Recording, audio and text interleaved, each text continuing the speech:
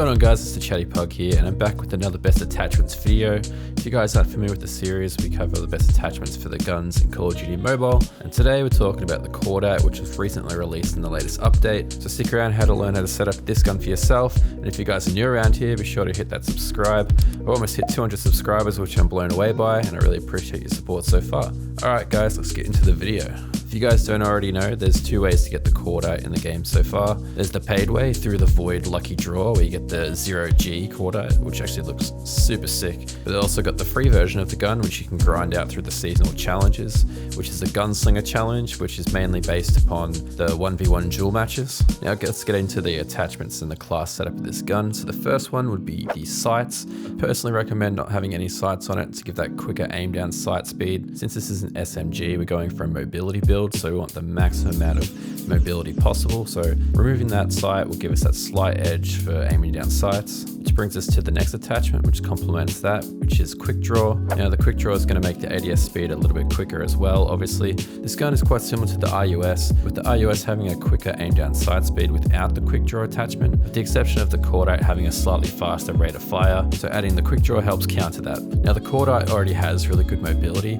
but we're adding a stock, and the reason for that is we're trying to max out that mobility because it's an SMG. You're going to be running around in close quarters and you're going to outgun a lot of people with movement. Now I did test the long barrel as well to see if this would help in this build, but personally I found it didn't really do much to my gameplay because it didn't add to the mobility that much. It was adding to range, and the range seemed to be pretty decent for an SMG anyway.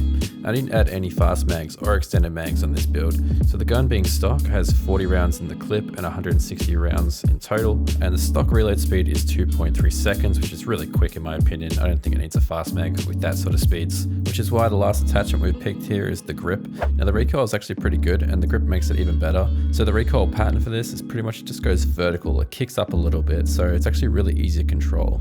Now the perks that I put on this build, the first one I chucked on was lightweight. Now lightweight's really good in this build because you're running around, we're maximizing that mobility. So lightweight gives you that 10% increase in running speed, which is huge on this mobility build. It makes it like just feel really good to actually play. The other perk I was considering was agile, and I did test it with this build, and it just didn't add enough to that mobility as the lightweight perk did. I just felt my gameplay was just way better using the lightweight perk. So I'd consider you trying both of them, but lightweight would be my pick. And as for the second perk, we'll be going with toughness, and we don't need any of the silent perks because this isn't a silent build. This is a in-your-face run-and gun build, like close range. Another perk that you could consider would be vulture if you're running out of ammo, if you didn't have a secondary, maybe you had a launcher in that setup or something like that. But toughness definitely helps with this build. And as for the final perk, we're going to chuck on dead silence again, like we always do on these builds. So I don't think I ever pick any other perks. That's at least for ranked. If you're playing some other game modes, maybe you could chuck on hardline for high kill games. But yeah, dead silence all the way. That's going to be all for today's video, guys. Let me know what you guys think of this setup,